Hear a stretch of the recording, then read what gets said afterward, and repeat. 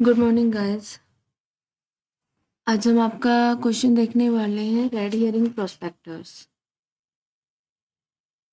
Question क्या है? What is red herring prospectors. I hope आपको क्वेश्चन दिख गया होगा। Red herring prospectors. अगर मैं रेड हियरिंग प्रोस्पेक्टर की बात करूँ, फर्स्ट तो ये जो आपका क्वेश्चन है, क्वेश्चन आपके प्रीवियस ईयर में आया हुआ है तो इम्पोर्टेंट है, हम लोगों को करना है। प्रीवियस ईयर में आया हुआ है आपके कॉस्ट अकाउंटिंग में। देखते हैं इसका आंसर। हिंदी इंग्लिश दोनों में एक्सप्लेनेशन दी गई है, आप इजीली कर सकते हो। तो अगर मैं इन जनरल सिंपल वर्ड में बोलूँ कि रेड हियरिंग प्रोस्पेक्टर्स होते क्या हैं। प्रोस्पेक्टर्स पढ़े थे क्लास में, नहीं याद है तो मैं बता देती हूँ। फर्स्ट टाइम जब कंपनी अपने शेयर्स को इशू करती है तो वो एक डॉक्यूमेंट इशू करती है जिसमें वो अपनी कंपनी के बारे में, अपने शेयर्स के बारे में इंफॉर्मेशन देती है। तो उसमें सबसे पहले रेड हियरिंग प्रोस्पेक्टर इशू होता है। रेड हियरिंग प्रोस्पेक्टर एक जो प्रिमली एक डॉक्यूमेंट होता है जिसमें कंपनी अपनी ऑफरिंग शो करती है कि हम ये बताएगी इतने नंबर ऑफ शेयर इशू कर रहे हैं, अपनी कंपनी की फाइनेंशियल पोजीशन, फाइनेंशियल स्टेटमेंट्स को शो करेगी ताकि जो इंटरेस्टेड पार्टीज हैं उनको कंपनी के बारे में पता चल सके।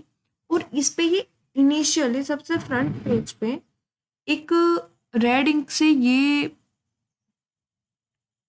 इंफॉर्मेशन देती है कि जो आपके पास ये रेड रेड हियरिंग प्रोस्पेक्टर आया है, इसमें जो इंफॉर्मेशन है वो इनकम्प्लीट और सब्जेक्टिव टू चेंज है। इसका मतलब इनकम्प्लीट भी है और फ्यूचर में चेंज भी हो सकती है। ओके, इसीलिए क्योंकि रेड इंक से ये इंफॉर्मेशन लिखी जाती है, इसे रेड हियरिंग प्रोस्पेक्टर बोलते हैं। मैंने क्लियर कर दिया आपको, ये होता है रेड हियरिंग प्रोस्पेक्टर। अब एक बार पढ़ लेते हैं क्या लिखा है इन्होंने। डेफिनेशन दी है, a red herring prospectus is a primary document filled by a company before launching an initially public offering। मतलब IPO। इनिशियली पब्लिक ऑफर जब वो करती है उससे पहले वो एक रेड हियरिंग प्रोस्पेक्टर क्या करती है, लॉन्च करती है।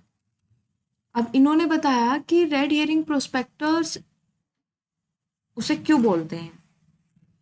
Red, the term come from the red ink disclaimer on the cover, which warns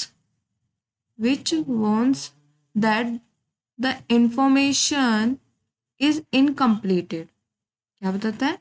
Information is incompleted and subjective to change. That's why we call it red herring prospectus। की point इसके बारे में देख लेते हैं।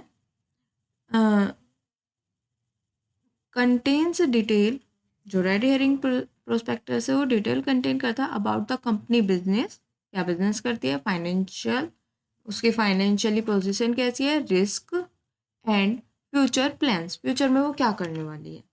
So the number of shares offered, कितने number offer करेगा वो शेयर, उनके नंबर शो करेगा, but not the final price. Final price नहीं होता उसमें कि फाइनल, क्योंकि कंपनी के पास कितने पर्सन उसे खरीदना चाहते हैं उसके अकॉर्डिंग वो प्राइस सेट करते हैं। Helps investor study the company before deciding to invest. मतलब हेल्प करता है इन्वेस्टर्स को कि वे इन्वेस्ट करने से पहले ये कंपनी के बारे में नॉलेज ले सके, स्टडी कर सके। यहाँ पे हम एक एग्जांपल देखते हैं। इट इज़ लाइक ट्रेलर, किसी भी फिल्म का ट्रेलर दिखाया जाता है, आप उसके स्टोरी का एक ब्रीफ आइडिया लेते हैं कि कुछ इस तरह की स्टोरी है। You see the story and characters, मतलब कंपनी की detail in case of company, but the ticket price is revealed later. जो आपका टिकट प्राइस है वो बाद में पता लगता है। ऐसे ही शेयर प्राइस, कंपनी के बारे में आप डिटेल लेते हो और आपको शेयर प्राइस बाद में पता लगता है। ओके, ये था, सेम हिंदी में दिया हुआ है, आप लोग देख सकते हैं। उसके बाद आपका रेड हियरिंग प्रोस्पेक्टर के बारे में अगर मैं छोटे से शब्दों में कहूँ तो red herring prospector is a draft initial public offering IPO document that gives investor detailed company information but leaves out the final share price मतलब अंतिम मूल्य को लिखता नहीं है। ओके, तो छोटा सा कॉन्सेप्ट था, क्लियर हो गया होगा, अच्छे से कर लेना, एग्जाम में आया हुआ है, अच्छा टॉपिक है। और ओके, और प्रोस्पेक्टर भी पढ़ना है हम लोगों को क्योंकि वो भी इम्पोर्टेंट है लॉन्ग के लिए, शॉर्ट के लिए सफिशेंट है। Okay, thank you. अगर आपको अपने प्रीवियस ईयर में आए हुए क्वेश्चन की वीडियो ऐसे ही देखनी है तो चैनल को सब्सक्राइब कर लें और वीडियो को शेयर भी करें अपने फ्रेंड्स के साथ ताकि उन्हें भी हेल्प हो इससे। Okay, thank you.